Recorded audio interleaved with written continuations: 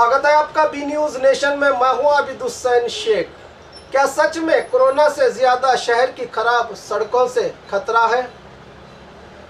बीजापुर ऐतिहासिक नगरी, जहां प्राचीन परंपरा और एक सभ्यता, एक सद्भावना का ये शहर माना जाता है, जहां पर अब स्मारकों की सुरक्षा के साथ साथ आम जनता को चैन से जीने के लिए मूल सुविधाओं की भी ज़रूरत होती है, जैसे पानी, हवा और सड़कें।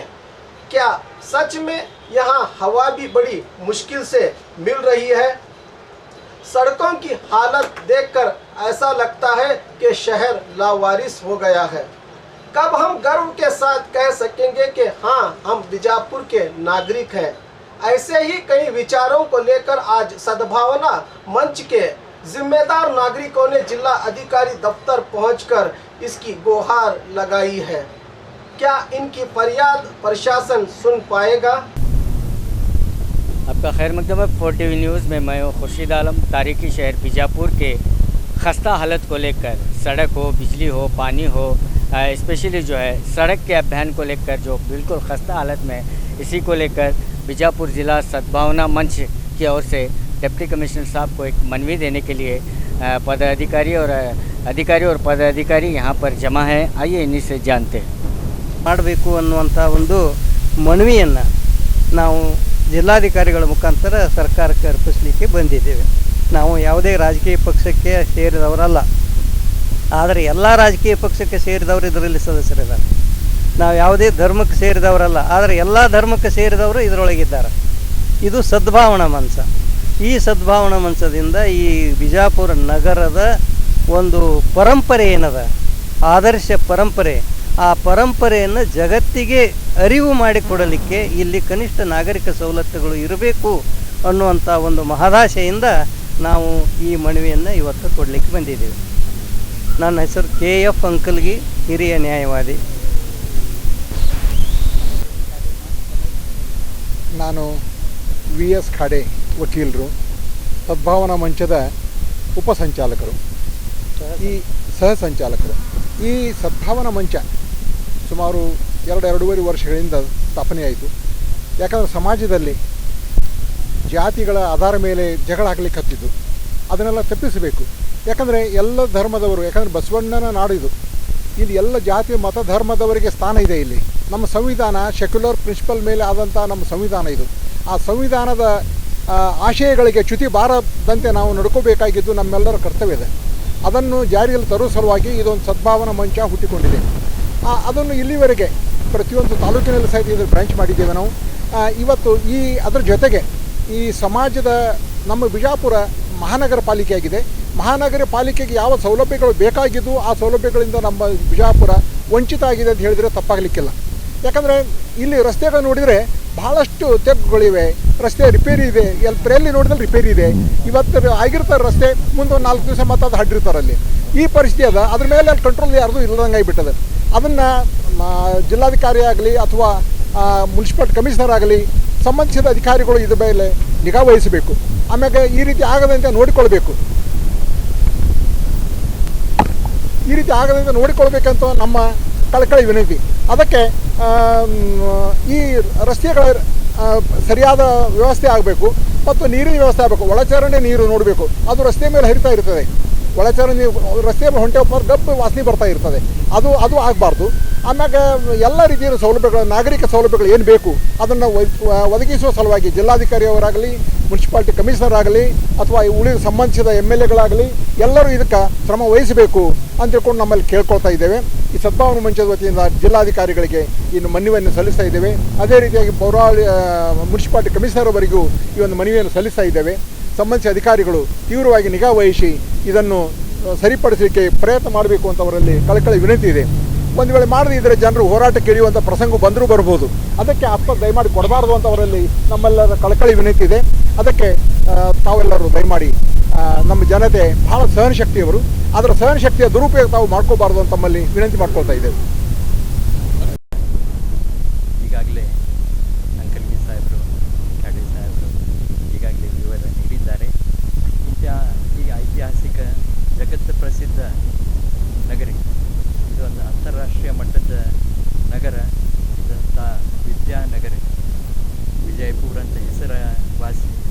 ಅಂತ ಜಿಲ್ಲೆ ಆಗಿದೆ. ಬಿಜಾಪುರ್ಗೆ ನಾವು ವಿದ್ಯಾನಗರಿ ಅಂತ ಹೇಳಿ ಹೆಸರು ಇಡಬೇಕಾಗಿದೆ. Bijapur is a global teacher to the whole world. ಈಗ ನಾವು ಆ ಸ್ಥಾನಮಾನ ನಾವು ನೀಡಬೇಕಾಗಿದೆ. ಇಲ್ಲಂತಂದರೆ ನಾವು ದ್ರೋಹಿ ಆಗ್ತೇವೆ. ಇಂತಹ ಜಗತ್ ಪ್ರಸಿದ್ಧ ಊರಿಗೆ ಅನ್ಯಾಯ ಯಾರೂ ಮಾಡಬಾರ್ದು. ಈ ಊರು ನಾವು ಅಷ್ಟೇ ಮಾಡಿ ಇದಕ್ಕೆ ರೂಪಿಸಿರಲಿಲ್ಲ. ಇಡೀ ಜಗತ್ತಿನ ಒಳ್ಳೆಯ ಜನರು ಸೇರಿ, ಸಂತರು, ಸತ್ಪುರುಷರು ಮತ್ತು ಇಂಜಿನಿಯರ್ಸ್ ಸೇರಿ, ಆರ್ಕಿಟೆಕ್ಟ್ಸ್ ಸೇರಿ ಇಂಥ ಒಳ್ಳೆಯ ನಗರವನ್ನು ಕಟ್ಟಿದ್ದಾರೆ. ಇದನ್ನು ಉಳಿಸ್ಕೊಂಡು ಇದಕ್ಕೆ ಮುಂದಿನ ಪೀಳಿಗೆಗಾಗಿ ನಾವು ಇದು ಹಸ್ತಾಂತರ ಮಾಡಬೇಕಾಗಿದೆ. ಇದು ಇಲ್ಲಿ ಸರ್ವನಾಶ ಮಾಡಿ ಅದು ನಾವು ಮುಂದಿನ ಪೀಳಿಗೆಗಾಗಿ ಏನು ನೀಡ್ತಾ ಇದ್ದೇವೆ, ಆ ಜನರು ಮಾಡಿದ್ದು ಅವ್ರ ಆತ್ಮ ಏನು ನೋಡ್ತಾ ಇದೆ. ಇಂತಹ ಒಳ್ಳೆಯ ನಗರಿ ನಾವು ರೂಪಿಸಿದ್ದೇವೆ. ಇಂಥ ಆಗಿನ ಕಾಲ 24/7 ನೀರು ಅವರು ನೀಡ್ತಾ ಇದ್ದರು. ಇವತ್ತಿಗೆ ನಾವು ಒಳಚರಂಡಿ ನೀರು ಒಂದು ವಾರಿಗೆ ನಾವು ನೀರು ಕುಡಿತಾ ಇದ್ದೇವೆ.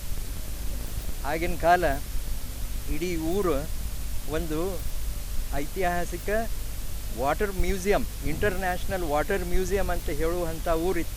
ಇಡೀ ನಗರಿಗೆ ನೀರಾಗೆ ಇರ್ತಿತ್ತು. ಇಡೀ ಈ ಸಾವಿರಾರು ಲಕ್ಷ ಜನರಿಗೆ ನೀರಿನ ಪೂರೈಕೆ ಆಗ್ತಿತ್ತು. ಇಂಥ ವಿಶೇಷ ಊರಿನಲ್ಲಿನೂ ನಾವು 15 ದಿನಕ್ಕೊಮ್ಮೆ 12 ದಿನಕ್ಕೊಮ್ಮೆ ಶರ್ಬತ್ ಕುಡಿತಾ ಇದ್ದೇವೆ. ಯಾಕೆ? ಆಗಿನ ಕಾಲದ ಇದು ನೋಡಿ ನಾವು ಕಲಿಬೇಕಾಗಿದೆ. ಇಂತಹ ಒಳ್ಳೆಯ ಜಗತ್ವಾಸಿ ಜಗದ್ಗುರು ಇಬ್ರಾಹಿಂ ಆದಿಲ್ ಶಾಹಿ ಅವರು ಇಂಥ ಒಳ್ಳೆಯ ಸದ್ಭಾವನಾ ಆಗ ನೀಡಿದ್ದಾರೆ. ಇಂತಹ ಸದ್ಭಾವನಾ ಇಡೀ ಜಗತ್ತಿಗೆ ನಾವು ಈ ವಾಕ್ಯ ಸಾರಬೇಕಾಗಿದೆ. ಎಲ್ಲರೂ ಸೇರಿ ಪುನಃ ಈ ವಿದ್ಯಾನಗರಿ ಅಂತ ನಾವು ಕಟ್ಟೋಣ. ಇಡೀ ಜಗತ್ತಿಗೆ ನಾವು ಗ್ಲೋಬಲ್ ಟೀಚರ್ ಆಗಿ ನಾವು ಬೆಳೆಸಲಿಕ್ಕೆ ನಾವು ಸಿದ್ಧರಾಗೋಣ ಅಂತ ಹೇಳುತ್ತಾ ಈ ಮನವಿ ಮುಖಾಂತರ ಎಲ್ಲರಿಗೆ ಒಂದು ಎಚ್ಚರಿಕೆ ಗಂಟೆ ನೀಡ್ತಾ ಇದ್ದೇವೆ. ಯಾರಿಗೂ ನಾವು ಟೀಕಾ ಮಾಡುವುದಿಲ್ಲ. ಟೀಕಾ ಮಾಡೋದು ನಮ್ಮ ಕರ್ತವ್ಯ ಅಲ್ಲ. ನಾವು ಏನು ಸಹಭಾಗಿಯಾಗಿ ನಾವು ಏನು ಮಾಡಬೇಕಾಗಿದೆ, ನಾವು ಎಲ್ಲರೂ ಸೇರಿ ನಾವು ಈ ಊರಿಗೆ ಪುನಃ ಆ ವೈಭವ ನೀಡಲಿಕ್ಕೆ ನಾವು ಎಲ್ಲರೂ ಸಿದ್ಧರಾಗೋಣ ಅಂತ ಹೇಳುತ್ತಾ ಎಲ್ಲರಿಗೆ ಕೃತಜ್ಞತೆಯನ್ನು ಸಲ್ಲಿಸ್ತೀವಿ.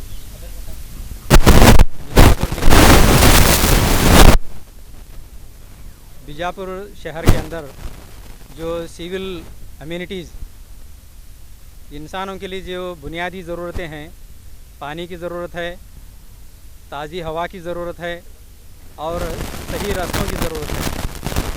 कॉर्पोरेशन बनने के बाद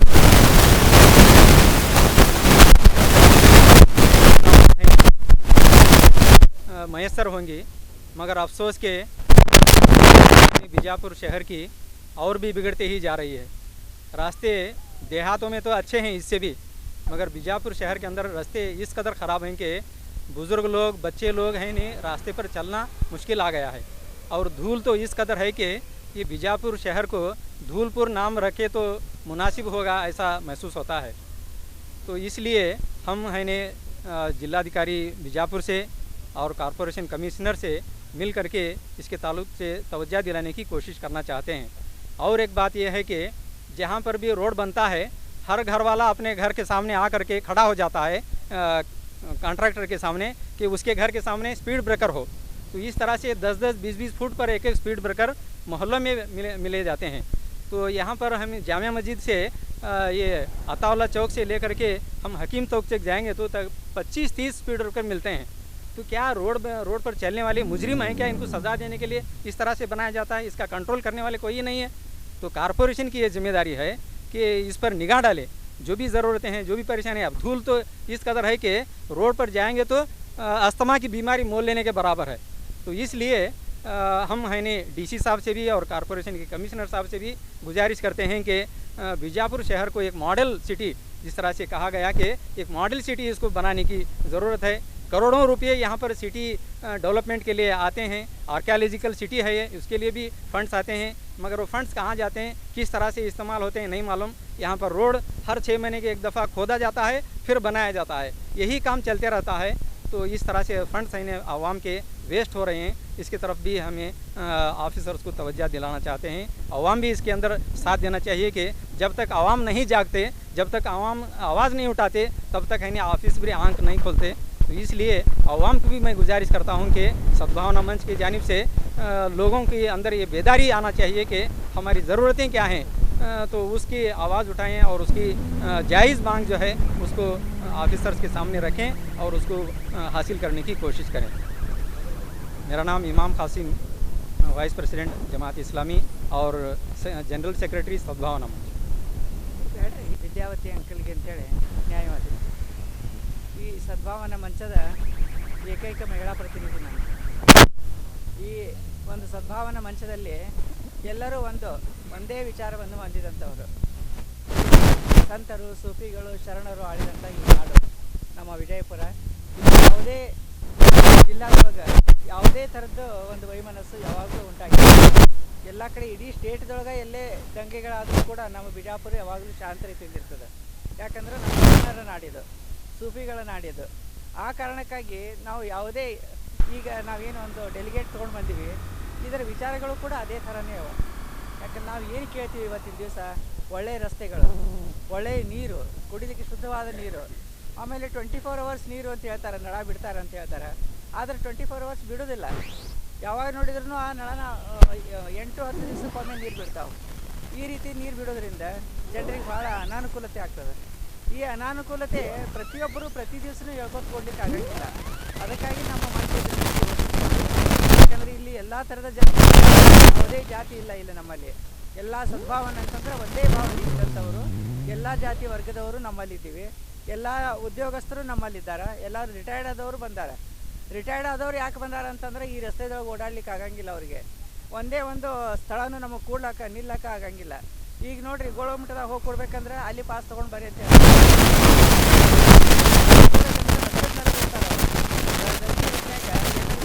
ರಸ್ತೆ ಮೇಲೆ ಕೊಡ್ತಾರೆ. ಆ ರಸ್ತೆ ಮೇಲೆ ಕೊಡುವಂಥ ಪರಿಸ್ಥಿತಿ ಅದನ್ನ ಈಗ ದೂಸ ಎಷ್ಟದ. ಈ ಕರೋನಾದಿಂದ ಸಾಯೋಕ್ಕಿಂತ ಹೆಚ್ಚಿಗೆ ಅಸ್ತಮಾದಿಂದ ಸಾಯೋ ಜನ ಹೆಚ್ಚಾಗ್ತಾರೆ ಇಲ್ಲಿ. ಅದರ ವಿಜಾಪುರ ಅಂತಂದರೆ ಯಾವಾಗಲೂ ಒಣ ಮಣ್ಣು.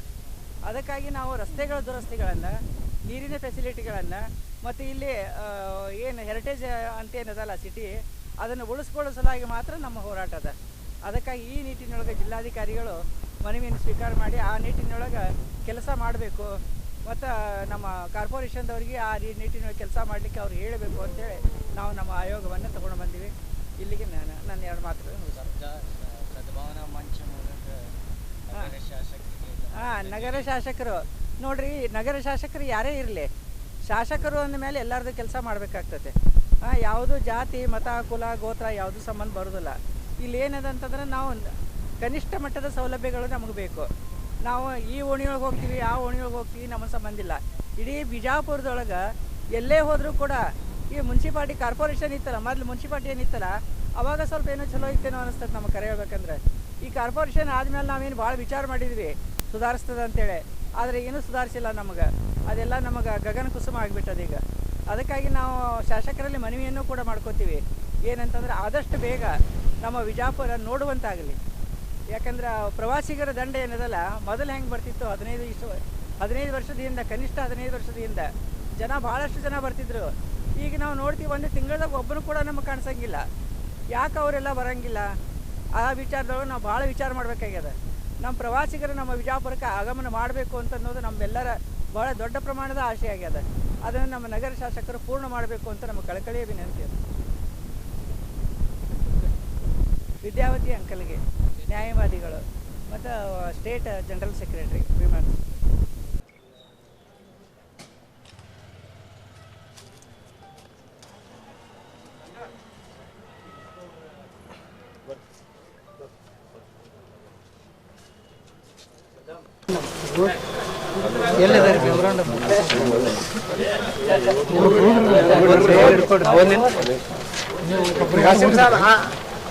ಮಾನ್ಯ ಜಿಲ್ಲಾಧಿಕಾರಿಗಳು ವಿಜಾಪುರ ಜಿಲ್ಲೆ ಹಾಗೂ ಮಾನ್ಯ ಪೌರಾಯುಕ್ತರು ಮಹಾನಗರ ಪಾಲಿಕೆ ವಿಜಾಪುರ, ಮಾನ್ಯರೇ, ವಿಜಾಪುರ ನಗರದ ರಸ್ತೆಗಳ ದುರಸ್ತಿ ಹಾಗೂ ನಗರ ನಿರ್ಮಲೀಕರಣದ ಕುರಿತು ಕೂಡಲೇ ಗಮನ ಹರಿಸುವ ಕುರಿತು ಬಹು ಸಂಸ್ಕೃತಿ, ಬಹುಧರ್ಮ ಹಾಗೂ ಬಹುಭಾಷೆಗಳ ಮಧ್ಯೆ ಭಾರತದಲ್ಲಿ ಐಕ್ಯತೆ ಮತ್ತು ಸದ್ಭಾವನೆಯನ್ನು ಮೂಡಿಸುವುದು ಶಾಂತಿಯುತ ಸಹಬಾಳ್ವೆಗೆ ಅತಿ ಅವಶ್ಯವಾಗಿದೆ.